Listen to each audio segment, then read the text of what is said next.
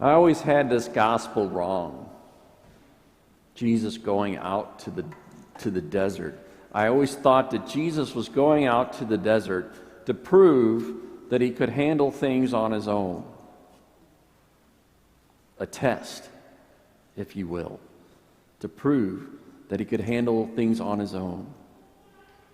And therefore he would be able to handle things on his own when he was dealing with the disciples.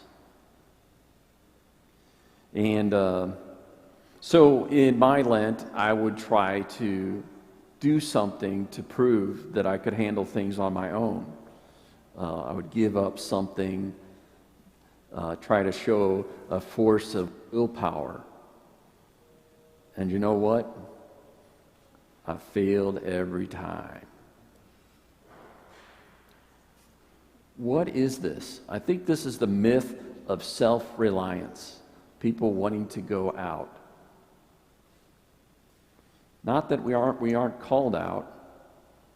I'm going to talk about that in a little bit here.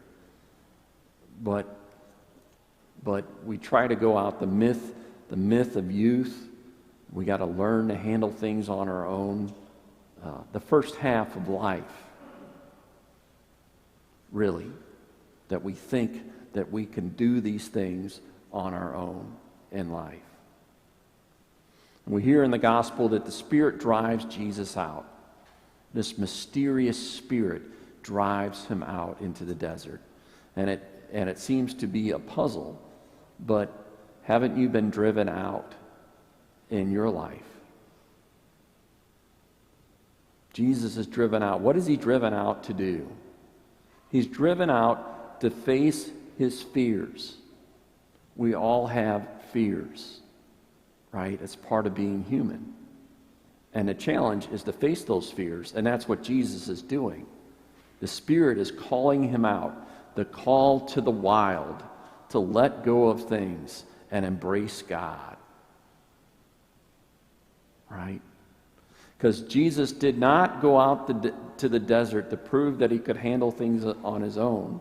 He went out to the desert to discover that he wasn't alone, that he could grow close to the Father, that all these things, all this junk that we feel we can't live without is actually getting in our way of our relationship with the Father. We're convinced that we can't live without it, and guess what happens when we try to let go? We are tempted out of our minds. We think we can't live without it, right? And the devil's right there saying, oh, you can't do that. You go back to that. You need that. You need that in your life. You don't need God. You need me. Let me fill you with the pleasures of life. That's what you need.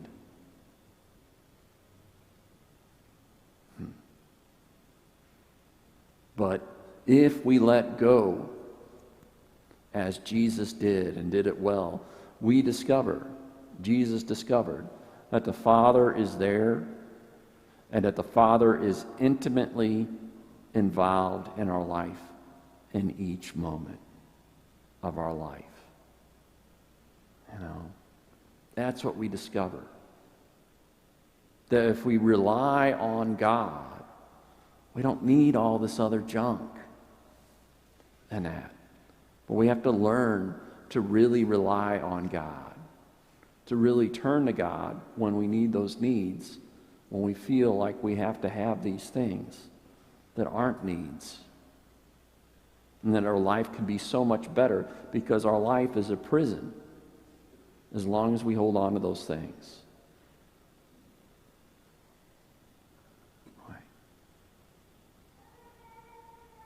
Jesus discovered that if you do it well, as Jesus did, in letting go, that you discover that God is the one who is giving us life, that God is the one that is sustaining us, that God is the one that is feeding us.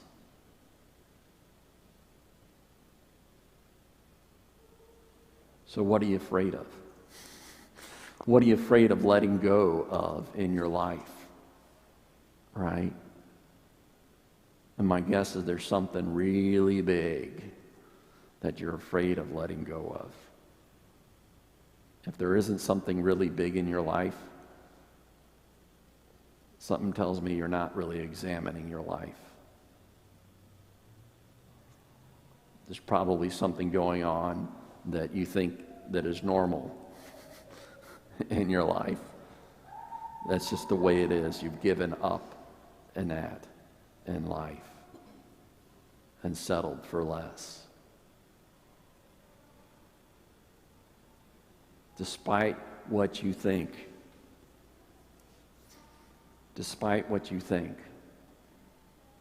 Jesus did not do things on his own. He depended on God, and he depended on his angels. Forget that part, right? We know those angels, right? Those people who help us. Those good people that guide us on the way in our life. Those are the angels.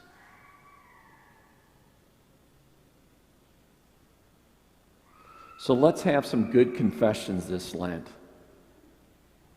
Let's get down to the bottom of it.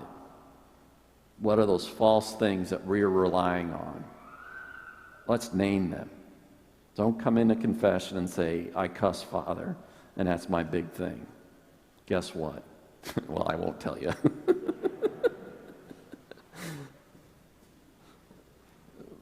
But there are big things in our life that we're not looking at. What is it in your life? Is it that you can't live without alcohol?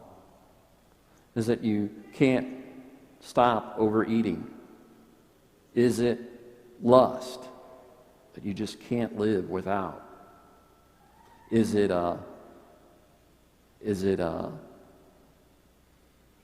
having everything?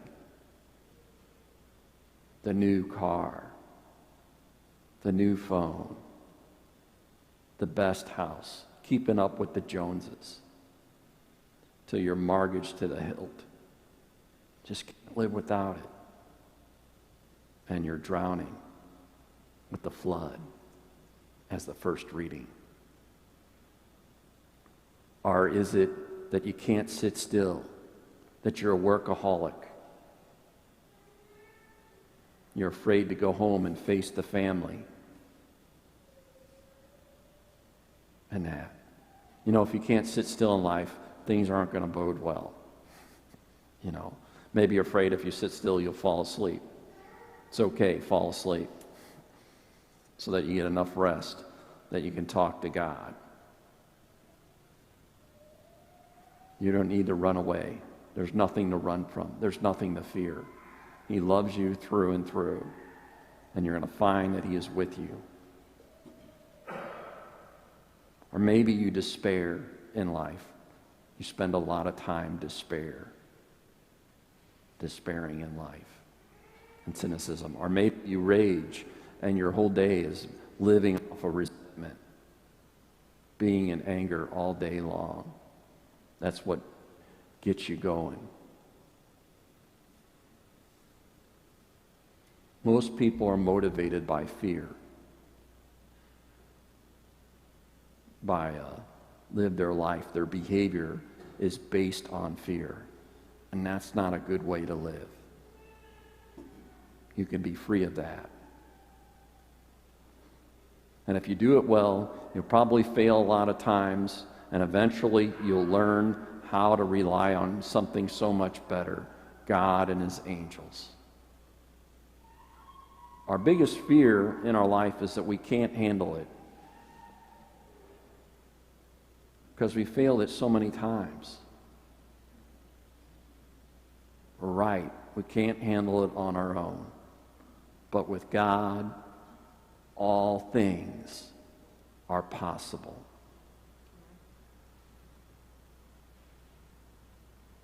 That God and his angels will be there to set us free.